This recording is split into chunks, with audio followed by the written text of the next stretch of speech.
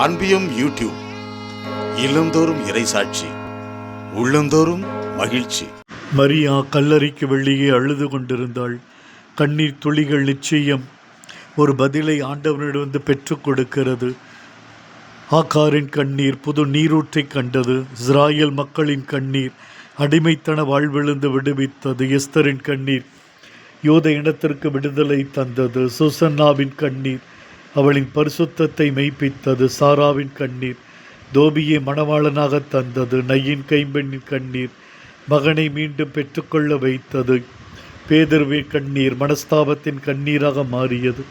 இயேசுவின் கண்ணீர் லாசர் மீது கொண்டிருந்த நட்பை காண்பித்தது. கண்ணீருக்கு ஆண்டவரின் வாக்கு, என் தோட்பையில் கண்ணீரை செபித்து வைத்திருக்கிறேன். கண்ணீரோடு விதைப்பவர்கள் பெரும் மகிழ்ச்சியோடு அறுவடை செய்வார்கள்.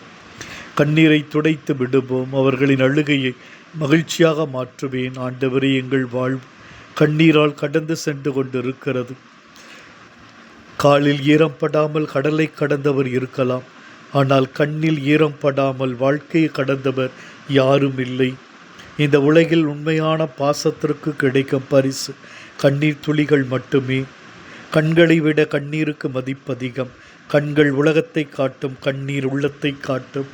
ஆண்டவரே, எங்களுடைய கண்ணீருக்கு பதில் தாரும். எம் கண்ணீரை காணும், எங்களை ஆசீர்வதியும் சுவாமி. இந்த அன்பியம் யூடியூப் சேனலை நீங்கள் ஷேர் பண்ணுங்க, சப்ஸ்கிரைப் பண்ணுங்க, லைக் பண்ணுங்க. Wish you all the best.